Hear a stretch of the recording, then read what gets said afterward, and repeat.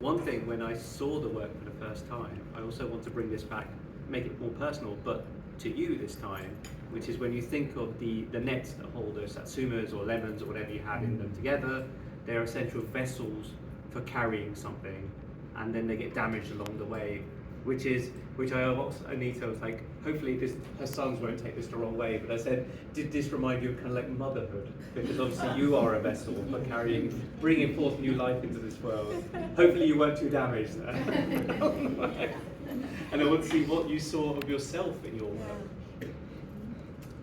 I hadn't thought about the birth aspect, but it's interesting how people do see different things in it, yes.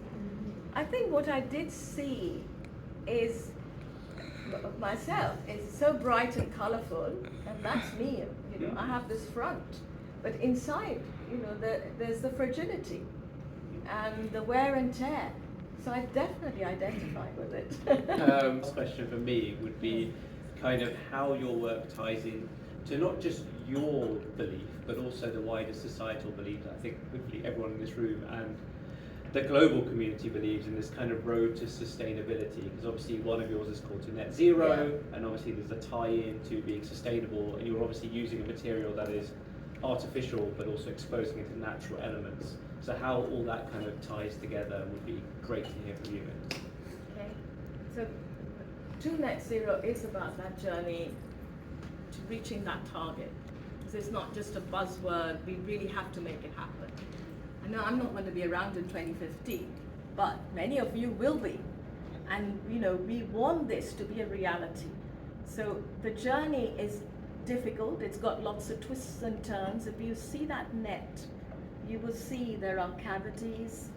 There's, when you go out there, there's a sort of cauldron or a ring of fire at the base. So it's got peaks and troughs, so it's got fire, it's got ice, it's got melting glacier. So it's got a lot of things that are happening, and there are hoops, and we have to jump through those hoops, and hopefully at Cliff a chance.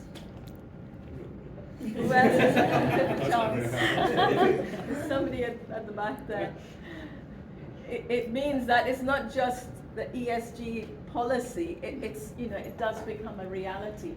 How do we get to that target? I think that's what the work is about, reminding people, because I think artists now have a responsibility to use their art as a voice for whether it's issues on climate change or whether it's about racism or whatever issues you want to tackle. People will stop and look at your work. They will reflect. And if we have a message to share, it's so powerful. We can use art to send those messages. So I think in summary of where I'm going with the work, you want to hold one? Hold this, I'm okay. And hold this. So you see there are two words here which capture my work. I want to raise it higher for people to see. And what do you notice? What's the common word that's contained in both these words? Art. Eat.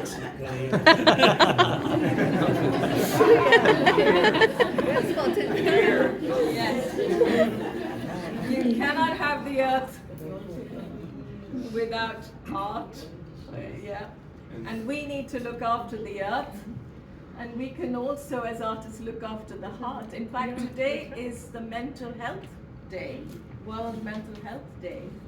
And through our work, we make connections. As I was saying earlier, people stop, see, reflect, connect with each other.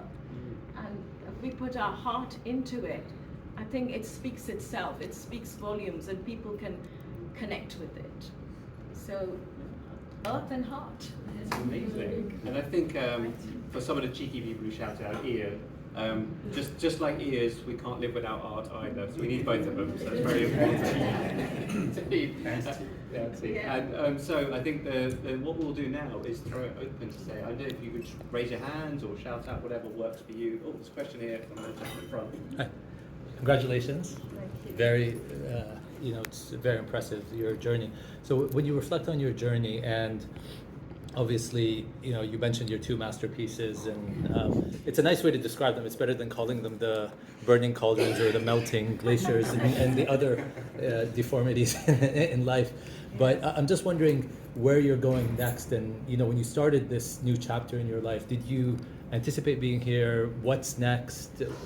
How does your journey continue?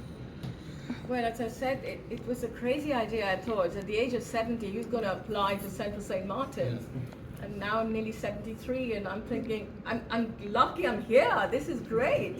And the net seems to be taking me on a journey. So if I was 20 years younger, I could say, yes, I've got a plan, and I'm going to do this.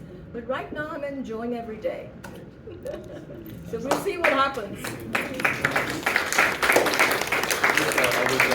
I would disagree with Anita when she says she won't be around in 2050. Wow, no she's way. a formidable woman. I think she'll still be going on after I've gone. That's another question just there. It's more of a reflection, really. I observe you working in Perville Library with lots of communities and people of different ages, and many of them women. And it's been transformational for our little community, but the legacy you have left, you're probably not aware of this, but I just wonder, it is like how beautiful it is to have you being so confident and being a mature person coming into community and actually giving people some hope and giving people aspirations, sharing your journey and making it really a lasting legacy. So it is more of a thank you to you rather than a question.